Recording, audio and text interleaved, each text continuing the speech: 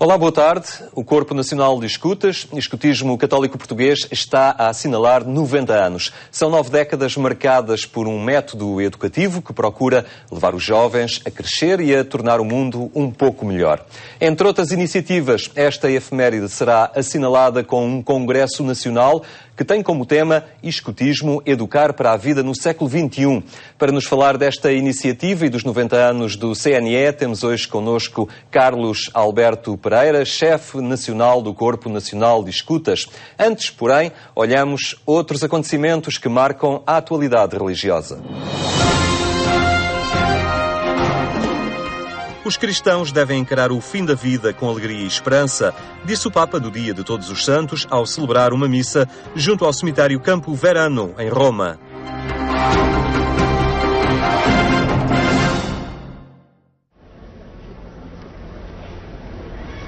No Dia de Todos os Santos, o Papa Francisco quis visitar um cemitério da cidade de Roma, para recordar que o fim da vida é também o momento do encontro com Deus. Durante a missa que celebrou no cemitério Campo Verano, Francisco afirmou que estes dias devem ser vividos com alegria e esperança. Ma come sarà il mio tramonto? Il mio, il tuo, il tuo, il tuo? Tutti noi avremo un tramonto, tutti.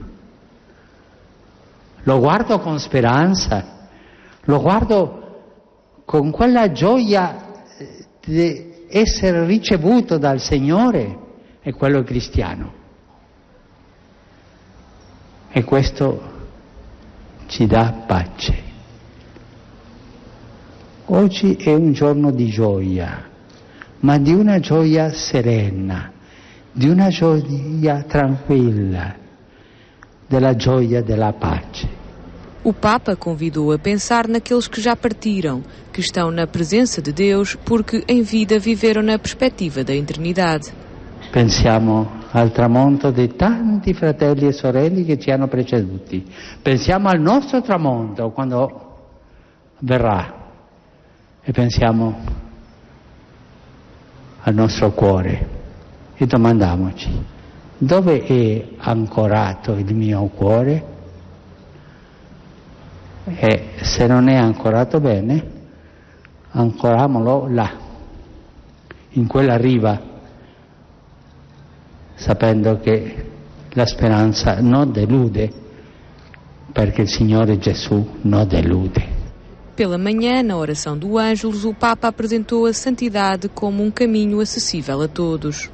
I santi non sono superuomini, ne sono nati perfetti. Sono come noi, come ognuno di noi. Sono perfette persone che prima di raggiungere la gloria del cielo hanno vissuto una vita normale, con gioie e dolori, fatiche e speranze. Ma cosa ha cambiato la sua vita? Quando hanno conosciuto l'amore di Dio, lo hanno seguito con tutto il cuore, senza condizione e ipocrisie. Hanno speso la loro vita al servizio degli altri, hanno sopportato sofferenze e avversità senza odiare e rispondendo al male con il bene, diffondendo gioia e pace. Questa è la vita dei santi. Francisco lembrou que a santidade é um desafio e uma obrigação para os crentes. Ela está ao alcance de todos. Essere santi non è un privilegio di pochi, come se qualcuno avesse avuto una grossa eredità. Tutti noi abbiamo la eredità di poter diventare santi nel battesimo. È una vocazione per tutti. Tutti perciò siamo chiamati a camminare sulla via della santità, e questa via ha un nome. La via che porta alla santità ha un nome, ha un volto, il volto di Gesù. Il regno dei cieli, infatti, è per quanti non pongono la loro sicurezza nelle cose, ma nell'amore di Dio, per quanti hanno un cuore semplice, umile, non presumono di essere giusti e non giudicano gli altri. Nesta ocasião, Francisco não esqueceu os cristãos perseguidos e prometeu orações pelos que são vítimas da violência, especialmente os cristãos que perderam a vida por causa da perseguição.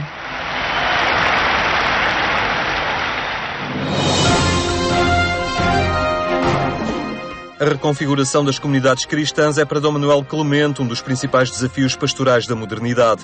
O Patriarca de Lisboa participava na Jornada de Teologia Prática da Universidade Católica Portuguesa.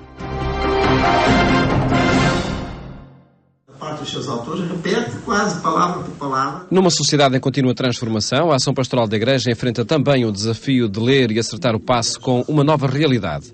Segundo o Patriarca de Lisboa, as comunidades cristãs começam a ter pouco de comunitário. Dom Manuel Clemente considera que a vida atual é dispersiva e a dimensão do outro nem sempre adquire a importância de vida nas comunidades cristãs.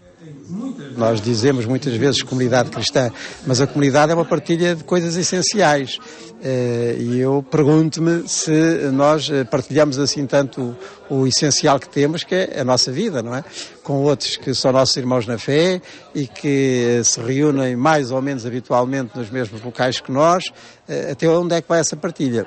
E essa é a grande contribuição que a Igreja, até para ser verdadeiramente herdeira do espírito e da letra do Vaticano II, tem a dar à sociedade atual, porque, como eu aqui também referi, a Constituição sobre a Igreja, a Lumen Gentium, diz que a Igreja é em Cristo como que o sinal ou instrumento da unidade do género humano. Portanto, isso tem que fermentar nas nossas realidades comunitárias, a começar pelas famílias que se dizem cristãs e pelas comunidades que também se dizem assim.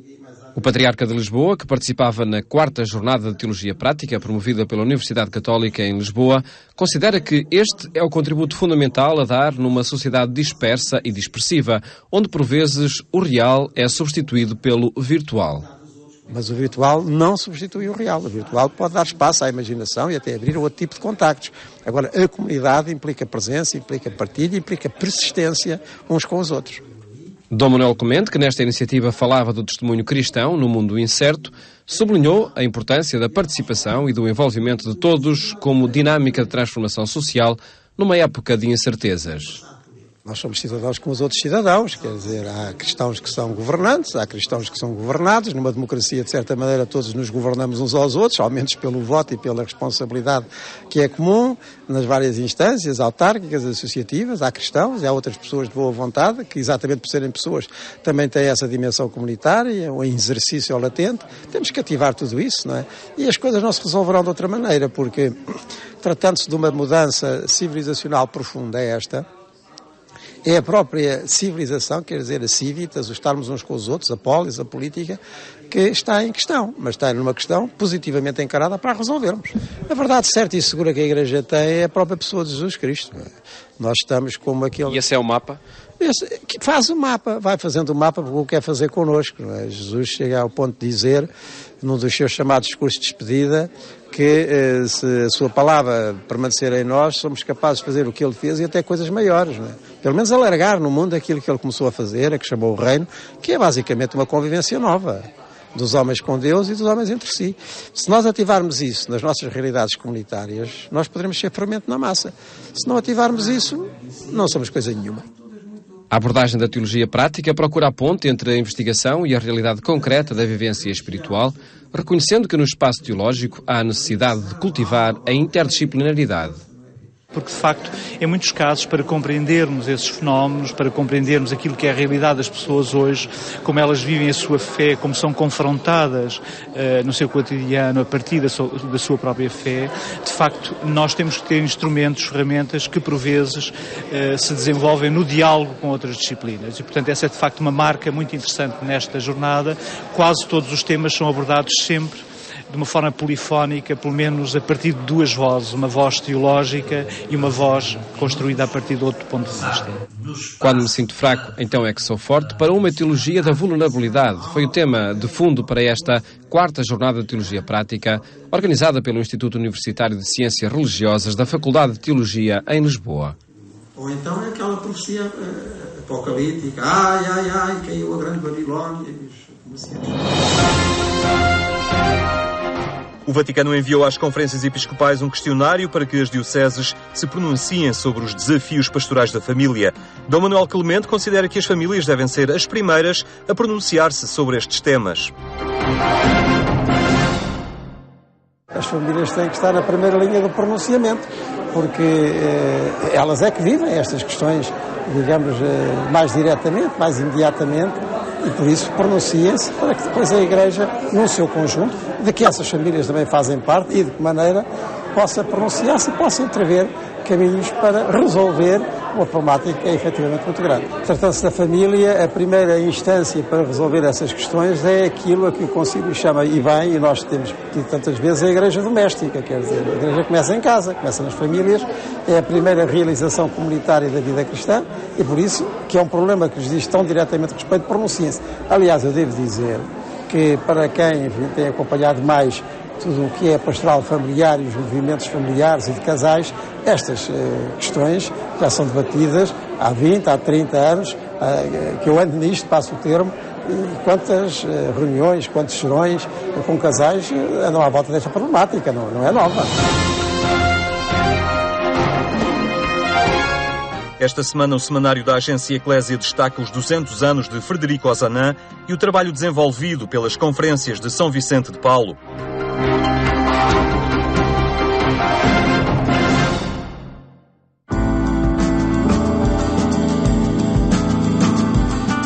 Um dossiê que destaca o trabalho de assistência social das conferências vicentinas, que adquire uma relevância particular nestes dias marcados pela crise. António Correia Saraiva, presidente nacional da Sociedade de São Vicente de Paulo, fala sobre o atual momento que o país atravessa e a forma como ele está a pôr à prova a capacidade de resposta desta associação socio-caritativa, criada em Portugal há 154 anos. Fernando Reis, presidente honorário da Sociedade de São Vicente de Paulo, fala de Antoine-Frédéric Ozanam, linhas biográficas que nos revelam o homem, o cristão e o intelectual. Destaque também nesta edição para a iniciativa Pagar a Horas, Fazer Portugal Crescer, apresentada pela Associação Cristã de Empresários e Gestores, uma iniciativa baseada num estudo sobre o incumprimento nos prazos de pagamento das empresas, um problema com consequências sociais devastadoras e que coloca milhares de pessoas no desemprego.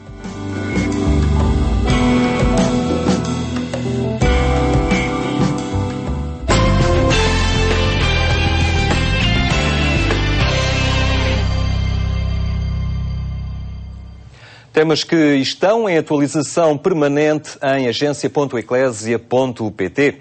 Destaque agora para o Corpo Nacional de Escutas a comemorar 90 anos e às portas desse Congresso Nacional que no próximo fim de semana traz a Lisboa muitos dirigentes e caminheiros, também pessoas dos vários quadrantes que acompanham este movimento educativo. Carlos Alberto Pereira é chefe nacional do Corpo Nacional de Escutas. Muito obrigado por estar no programa Eclésia. Obrigado eu.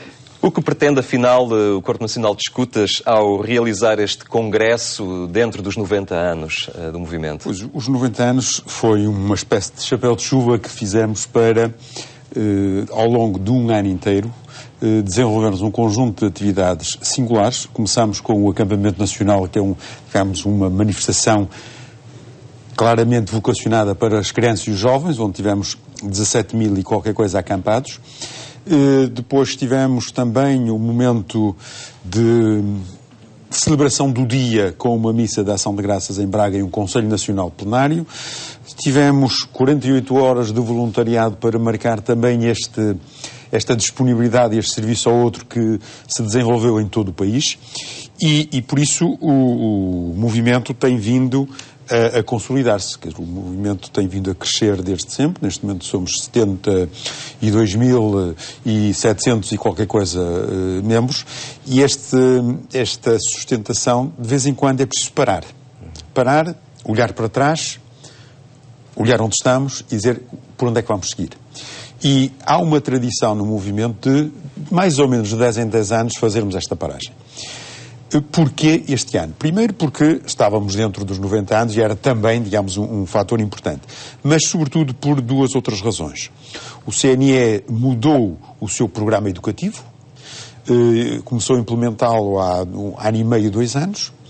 Mudou também o sistema de formação de adultos para responder melhor a esse programa educativo e, portanto, era também a altura de olhar para a nossa volta e ver qual é o olhar dos outros sobre nós, para podermos, no próximo ano, quando começarmos a avaliação do desempenho do programa educativo, podermos introduzir melhorias, refletir sobre isso e introduzir melhorias, mas também a enriquecermos o sistema de formação que começa exatamente este ano a funcionar. Portanto, foi um bocado nesta perspectiva que escolhemos esta data para o Congresso. O título disto tudo, este Educar para a Vida no século XXI, coloca-nos de imediato diante de toda essa pluralidade de desafios que a vida coloca, mas são 90 anos de passado, em Portugal, do Corpo Nacional de Escutas, porque o escutismo já é um pouco mais antigo, mas lembramos-nos sempre do método educativo original, lançado por Baden-Powell. Como é que se conjuga esta fidelidade às origens com os desafios contínuos que o presente vai colocando, não é? Antes de mais nada, uma palavra para os nossos irmãos da AEP, que fazem 100 anos, e, portanto, saudá-los por esse aniversário. O método escutista, criado por BP, assenta em duas questões muito simples. A primeira está marcada por aquela pergunta ao jovem. E se a gente pergunta ao jovem, como diz o outro, quem pergunta quer resposta, temos que ouvir a resposta deles e pegar naquilo que ele nos diz e arranjar um enquadramento para que ele possa seguir o seu próprio percurso. Portanto, esta ideia de centrar verdadeiramente a ação e o método nos jovens e nas crianças é fundamental. Isto foi nessa altura, é hoje e vai ser amanhã. Não tenhamos ilusão nenhuma que a educação faz sempre que o educando é o protagonista da sua própria educação. Se não é mais ou menos imposta, terá naturalmente alguns frutos, é melhor isso do que nada, mas, de facto, e este é o grande segredo. Depois, é conciliar coisas que parecem que são inconciliáveis, mas não são, é conciliar o coletivo com o individual. Nós temos, o BP foi genial nessa fase, quando criou o sistema de patrulhas, que é aquilo que nós hoje chamamos na escola os pequenos grupos, que é, de facto, um homem precursor nessa fase e que tinha uma coisa muito simples. Os jovens organizam-se, escolhem um líder, distribuem funções por cada um deles e cada um deles individualmente contribui para o coletivo. E o êxito coletivo é o resultado do êxito individual. Claro que cria ainda sinergias, portanto, o que ele diz é que o êxito da patrulha é maior do que o somatório dos dois êxitos. Estamos a falar de sinergias, que é uma palavra nova, não é? Portanto, ele descobriu isto com simplicidade. E é curioso verificarmos que quanto mais nós formos fiéis a esta simplicidade, mais o método é eficaz, mais os jovens se sentem realizados. Porquê? Porque sentem que são, de facto, os protagonistas da sua própria ação. Portanto, aqui, grande lição para uma sociedade contemporânea que valoriza excessivamente o individual, o sucesso pessoal e por aí da fora, não é? Exatamente. Nós temos que saber que a sociedade é composta por pessoas, que é importante valorizar, mas que o bem individual não se pode pôr ao bem coletivo. E aqui temos também uma mensagem daquilo que BP nos dizia, BP Baden-Powell, o fundador, nos dizia, é que todo o escutismo tem que ter por base um sentido de Deus, independentemente do Deus que é. Uns têm outros têm outro, entre nós não discutimos isso. Cada um sabe que tem o seu sentido de Deus. E quando, num acampamento nacional, por exemplo, se junta um católico, desta vez com um muçulmano, cada um faz as suas orações no seu momento próprio, da sua maneira própria, mas todos têm presente esse sentimento do transcendente que nos une, porque todas essas religiões têm como um princípio fundamental o serviço ao próximo, embora às vezes alguns não o façam, não é? Mas de facto aqueles que não são como Frei Tomás vivem de facto esse sentimento. E isso é uma aprendizagem que vem também do escutismo e que depois é mais fácil de fazer o papel que nós, os escuteiros católicos, pretendemos fazer, que é ser o movimento da Igreja e, de certa forma, termos também uma responsabilidade na evangelização. Este congresso, que está aí por dias, vai ser, à partida, um sucesso. As inscrições já estão concluídas, já não há espaço para mais gente. Infelizmente, ou felizmente, conforme a perspectiva, eu em termos de organização, eu diria felizmente, porque sempre que a gente tem, como dizia a minha mãe, uma mesa cheia, estamos contentes. sempre que a gente tem uma mesa vazia estamos tristes, porque não soubemos cativar as pessoas. Portanto, agora, na perspectiva de quem queria ainda participar, e fechámos as inscrições antes de terminar o prazo que tínhamos estipulado, é triste. E eu queria aqui pedir desculpa a essas pessoas, a esses dirigentes, mas dizer-lhes que deixar-lhes uma esperança. O Congresso vai ser transmitido pela internet como o acampamento nacional foi. Portanto, todos nós vamos poder participar, pelo menos dessa maneira, no Congresso. E o Congresso não começa no dia 8, nem termina no dia 9. O Congresso é um processo que levou à participação de muitos. Nós teremos qualquer coisa como 30 comunicações de dirigentes do CNE, que quiseram participar, que depois serão publicadas em atas, mas teremos, depois deste Congresso, a aplicação dos desafios, porque o Congresso vai nos deixar desafios, eu não tenho dúvidas absolutamente nenhumas. E esses desafios têm que ter resposta. Nós temos que encontrar respostas e é assim que se vai progredindo, é assim que se vai caminhando. Sem grandes traumas, sem grandes aflições, mas com os pés assentos no chão e agradecendo àqueles que dão o seu contributo, e muitos há que não são escuteiros que vão dar o seu contributo, e há aqueles que são escuteiros que gostariam de ter dado contributo e não vão poder, mas há mais marés de marinheiros. Há mais oportunidades de congressos. Certamente. Muito obrigado, Carlos Alberto Pereira, por estar hoje aqui no programa Eclésia. Nós agradecemos. Atenções centradas nos 90 anos do Corpo Nacional de Escutas e nesse Congresso Nacional de que continuaremos a falar amanhã aqui no programa Eclésia. Ficamos por aqui. Tenha então uma muito boa tarde e até amanhã, se Deus quiser.